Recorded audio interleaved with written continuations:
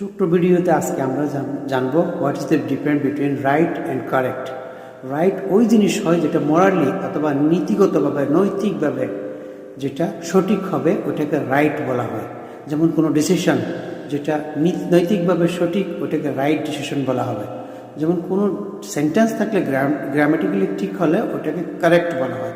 Correct ওটা হয় যেটা ফ্যাক্ট হিসাবে গ্রামারের হিসাবে সঠিক হবে ওটাকে কারেক্ট বলা হয়। যেমন একটা সেন্টেন্স আছে I am going to school, ওই সেন্টেন্স কারেক্ট গ্রামারের হিসাবে, রাইট নয়।